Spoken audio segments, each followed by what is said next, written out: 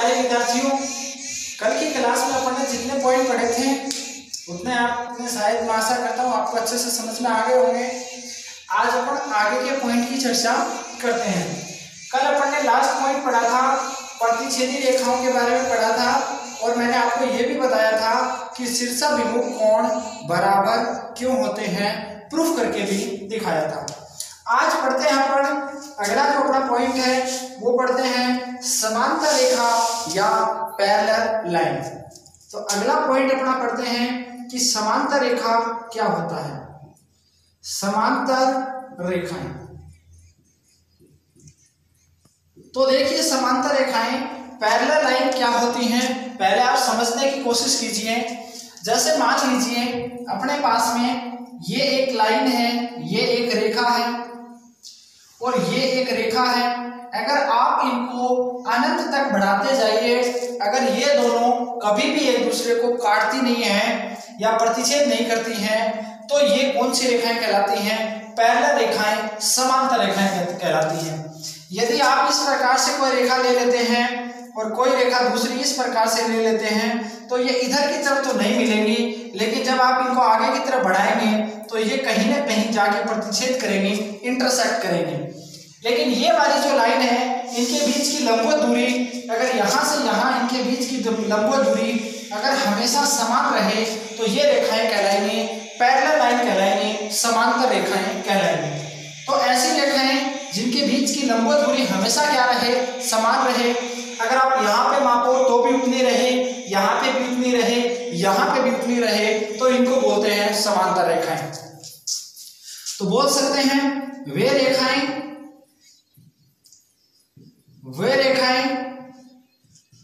जिनके बीच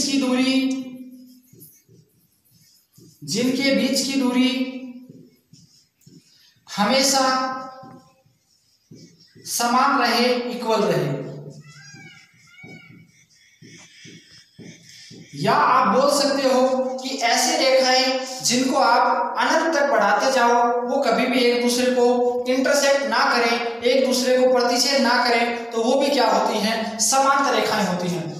जैसे आपके सामने ये कोई जरूरी नहीं है कि दो रेखाएं समांतर हो, दो से ज्यादा रेखाएं भी समांतर हो सकती हैं। जैसे आपके सामने ये कोई रेखा है, इसको मैंने नाम दे दिया L, ये कोई समांतर रेखा है, इसको मैंने नाम दे दिया M, और ये कोई समांतर रेखा है, इसको नाम दे दिया मैंने N। तो ये आपस में तीनों भी समांतर हो सकती हैं, चार भी समांतर हो सकती हैं, कितनी भी रेखाएं समांतर हो सकती हैं। तो ये पॉइंट आप अच्छे से याद रखें कि समांतर रेखाएं क्या होती हैं। तो समांतर रेखाएं वे रेखाएं होती हैं जिनके बीच की लंबवत दूरी हमेशा क्या रहती है? समान रहती है। अगला पॉइंट अपना आता है तिर्यक छेदी रेखा। तिर्यक छेदी रेखाएं, ये देखो तिर्यक छेदी रेखा क्या होती है, ये आप ध्यान दें, अच्छे से समझने की कोशिश कीजिए। जैसे आपके सामने ये कोई रेखा है, इसको मैंने नाम दे दिया AB, और ये एक दूसरी रेखा है जिसको मैंने नाम दे दिया CD। और आप मान लीजिए कि ये जो AB है ये किसके समांतर है? CD के समांतर है। यानी कंडीशन क्या है? AB समांतर है किसके? CD के समांतर है। ठीक है। और जब दो रेखाएं समांतर हो और उनको कोई तीसरी रेखा अलग अलग बिंदुओं पर काटे, यहाँ पे कोई तीसरी रेखा आ रही है जिसका नाम मैं दे दूं, कुछ भी दे दूं, XY दे दूं, तो ये आप देख पा रहे हो कि ये दो अलग अलग बिंदुओं पर, जैसे P पे और Q पे अलग अलग बिंदुओं पर अगर दो समांतर रेखाओं को कोई तीसरी रेखा अलग अलग बिंदुओं पर काटे, तो इस तीसरी रेखा को बोलते हैं तिर्यक छेदी रेखा। तिर्यक छेदी रेखा, अगर इसकी डेफिनेशन, अगर परिभाषाएं लिखें तो दो समांतर रेखाओं को अलग अलग बिंदुओं पर काटने वाली तीसरी रेखा। अब ये वाली जो रेखा है ये यहाँ पे कहलाएगी तिर्यक छेदी रेखा। तिर्यक छेदी रेखा। अब यहाँ पे कुछ स्पेशल कंडीशन बनती है, कुछ स्पेशल कोण बनते हैं, वो कोण कौन से हैं तो वो आप अच्छे से समझ लीजिए। तो वो मैं आपको समझाने की कोशिश कर रहा हूँ कि वो कोण कौन से हैं। इसके अंदर कुछ विशेष जैसे एकांतर कोण है, संगत कोण पढ़ते हैं, अंतःकोण, बहिष्कोण, ठीक है। तो ये वाले जो कोण हैं वो कोण बराबर होते हैं या नहीं होते हैं, तो वो कंडीशन आप ध्यान से समझना क्या होता है।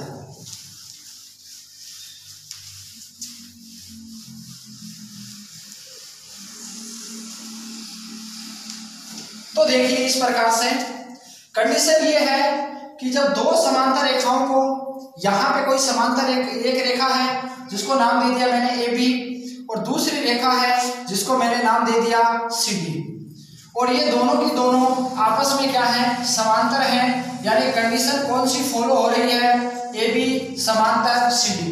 ये वाला जो साइन है, ये वाला चिन्ह है, ये पैरेलल का चिन्ह है, समांतर का चिन्ह, आप ध्यान रखिए इसी को। इनको कोई तीसरी रेखा जिसका नाम मैंने कुछ भी दे दिया, PQ रख सकते हो, XY रख सकते हो, जो आपकी इच्छा, MN कुछ भी रख सकते हो।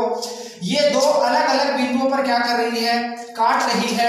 तो इस प्रकार यहाँ पे कौन कौन से कोण बनेंगे, तो मैं आपके सामने इसको नाम दे देता हूँ 1 नंबर, इसको दे देता हूँ 2 नंबर, इसको 3 नंबर, इसको 4, इसको 5, इसको 6, इसको 7, इसको 8।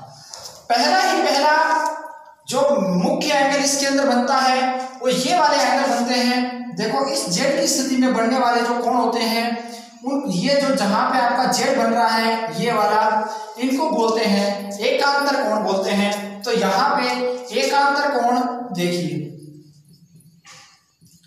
एकांतर कोण, तो देखो एकांतर कोण ये वाला जो एंगल नंबर 3 है ये किसके बराबर होगा, एंगल 5 के बराबर होगा, और एंगल जो 2 है वो एंगल 8 के बराबर होगा। यानी कोण जो क्या है 3 है वो किसके बराबर होगा, कोण 5 के बराबर होगा, और कोण 2 है वो किसके बराबर होगा, कोण 8 के बराबर होगा। ये है आपके एकांतर कोण। जब दो समांतर रेखाओं को एक तिर्यक रेखा तीसरी रेखा काटती है उसे बोलते हैं तिर्यक छेदी रेखा। इस प्रकार बने एकांतर कोण आपस में क्या होते हैं, बराबर होते हैं। ये आपको सिद्ध भी करवाएंगे कि ये बराबर कैसे होते हैं। दूसरी कंडीशन में आप देखिए ऐड की स्थिति में बनने वाले जो भी कोण हैं, यहाँ पे जो ऐड बन रहा है इस प्रकार से देखिए, तो F ये वाला कोण इस कोण के बराबर होगा, कोण 2 कोण 6 के बराबर होगा, और इनको बोलते हैं संगत कोण बोलते हैं, संगत कोण। कौन कौन से होंगे संगत कोण, कोण 2 किसके बराबर होगा, कोण 6 के बराबर, कोण 2 किसके बराबर होगा, कोण 6 के बराबर होगा। और इसी प्रकार देखें तो कोण 1 है वो किसके बराबर होगा, कोण 5 के बराबर होगा। इधर की तरफ भी आप देख लीजिए, कोण 3 है वो किसके बराबर होगा, कोण 7 के बराबर होगा, और कोण 4 है वो किसके बराबर होगा, कोण 4 है वो कोण 8 के बराबर होगा। यानी ये वाले आपके संगत कोण हैं, ये आपस में बराबर होंगे। और इसके अंदर कौन कौन से कोण बराबर होंगे, इसके अंदर कुछ शीर्षाभिमुख कोण भी हैं, शीर्षाभिमुख, शीर्षाभिमुख कोण। वो देखिए शीर्षाभिमुख कोण कौन कौन से हैं, आप देखिए 4 किसके बराबर होगा, 2 के, 1 किसके बराबर होगा, 3 के, 8 किसके बराबर होगा, 6 के, और 5 किसके बराबर होगा, 7 के। ये मैं आपको कल भी समझा चुका हूँ। ऊपर वाले को आप छुपा लीजिए, नीचे वाली 2 रेखाएं आपस में क्या करेंगे, प्रतिच्छेद। तो शीर्षाभिमुख कोण कौन कौन से होंगे, कोण 1 के बराबर कौन सा होगा, कोण 1 के बराबर कोण 3 होगा, कोण 2 के बराबर कौन सा होगा, कोण 4 होगा, कोण 5 के बराबर कौन सा होगा, कोण 7 होगा, और कोण 6 के बराबर कौन सा होगा, कोण 8 होगा। ये वाले आपके हैं शीर्षाभिमुख कोण हैं, ये आपस में क्या होंगे, बराबर होंगे। अब इसके अंदर अंतःकोण बनते हैं, वो अंतःकोणों का योग कितना होता है, 180। ये वाले जो दोनों कोण हैं इनका योग 180 होगा, और ये वाले जो दोनों कोण हैं इनका योग 180 होगा, और इनको बोलते हैं अंतःकोण। अंतःकोण यानी अंतर की तरफ बनने वाले जो कोण हैं, कोण 2 प्लस कोण 5, कोण 2 प्लस कोण 5, इनका योग आपका होगा 180 डिग्री होगा। और कोण 3 प्लस कोण 8, कोण 3 प्लस कोण 8, इन दोनों का योग भी आपका कितना होगा 180 डिग्री होगा। तो ये सारी कंडीशन बनती है यहाँ पे, ठीक है। वैसे देखें भाई इस कोणों का, तो इस कोण 1 और इस कोण 6, इन दोनों का योग भी 180 होगा। कोण 4 और कोण 7, इन दोनों का योग भी 180 होगा। तो ये आप अच्छे से समझ गए होंगे। इसके अंदर एकांतर कोण कौन से होते हैं, जेड की स्थिति में बनने वाले, और संगत कोण कौन से होते हैं, एफ की स्थिति में बनने वाले, और शीर्षाभिमुख कोण क्या होते हैं, जो विपरीत ओर बनते हैं शीर्ष के, और अंतर कोण आपको दिख रहे हैं जो अंदर की तरफ बन रहे हैं, और बाहर की तरफ जो बन रहे हैं वो बहिष्ठ कोण है, ठीक है।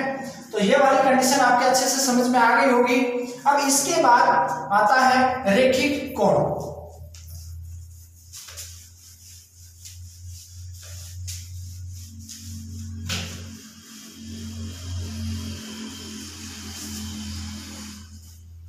रेखिक कोण,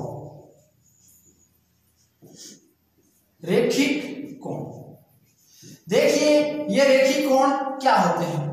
जैसे मैं आपके सामने एक सरल रेखा ले लेता हूं, ये वाली, इसका नाम मैंने दे दिया AB दे दिया, और इसके ऊपर मैंने कोई तीसरी रेखा ले ली, ये वाली, यहाँ पे इसका नाम मैंने दे दिया PQ। तो इस रेखा के ये वाली जो उभयनिष्ठ रेखा है, इसके दोनों तरफ ये वाले जो कोण होंगे, इन दोनों कोणों का योग आपको पता है कि एक सरल रेखा के ऊपर पूरा कितने डिग्री का कोण बनता है, 180 डिग्री का। तो यहाँ पे ये वाला जो कोण है, इसको मैं नाम दे दूं 1 और इसको दे दूं 2, तो कोण 1 प्लस कोण 2, इन दोनों का योग कितना होगा 180 डिग्री। क्यों? क्योंकि एक सरल रेखा के ऊपर बनने वाले कोण क्या कहलाते हैं, एक रेखिक कोण कहलाते हैं। और रेखिक कोणों की अगर यहाँ पे एक सरल रेखा के ऊपर बनने वाले कोणों का योग 180 डिग्री होता है। अब रेखिक कोण क्या होते हैं, देखो किसी एक उभयनिष्ठ रेखा के, किसी एक उभयनिष्ठ रेखा पर जो बनने वाले कोण हैं, जैसे ये वाली तो है ही है, ये वाली जो उभयनिष्ठ लाइन है, एक इसके इधर बना हुआ है, एक इसके इधर बना हुआ है, तो ये दोनों कोण आपस में क्या कहलाएंगे, रेखिक कोण कहलाएंगे। एक दो कोणों का नाम और आता है, वो भी आप समझ लें, एक होता है पूरक कोण, कभी बहुत बार आपको कंफ्यूज करते हैं, एक होता है समपूरक कोण, समपूरक कोण। तो पूरक कोण क्या होते हैं और समपूरक कोण क्या होते हैं, अच्छे से समझ लेना। देखो पूरक में कितने 3 अक्षर हैं और समपूरक में कितने अक्षर हैं, 5 अक्षर हैं। तो 3 अक्षर वाला छोटा होगा, 5 वाला क्या होगा, बड़ा। तो ऐसे कोण जिनका योग कितना हो 90 डिग्री, और ऐसे कोण जिनका योग कितना हो 180 डिग्री। जिन कोणों का योग 90 डिग्री होता है वो कहलाते हैं पूरक कोण, और जिन कोणों का योग 180 डिग्री होता है वो समपूरक। ये दोनों वर्ड बहुत बार कंफ्यूज करते हैं। तो इसमें कम अक्षर है तो इसका मान कम होगा, इसमें ज्यादा है इसका मान ज्यादा होगा। तो ये है पूरक और ये है समपूरक कोण। अब थोड़ा सा अपना आगे बढ़ते हैं, तो थोड़ी सी मैं आपको कोणों के बारे में जानकारी दे देता हूं कि न्यून कोण क्या होता है, समकोण क्या होता है, अधिक कोण क्या होता है, और उसके बाद में अपन चलेंगे त्रिभुज के ऊपर चलेंगे, ट्राइंगल के ऊपर चलेंगे। तो थोड़ी सी कोणों के बारे में जानकारी दे देते हैं। तो मैं आपके सामने कोणों के नाम लिख रहा हूं। सबसे पहले जो कोण आता है वो आता है न्यून कोण। उसके बाद जो कोण आता है वो आता है समकोण। उसके बाद जो कोण आता है वो आता है अधिक कोण। उसके बाद जो कोण आता है वो आता है सरल कोण, या कभी कभार इसको बोल देते हैं ऋजु कोण, ऋजु कोण। उसके बाद जो कोण आता है वो आता है वृहद कोण,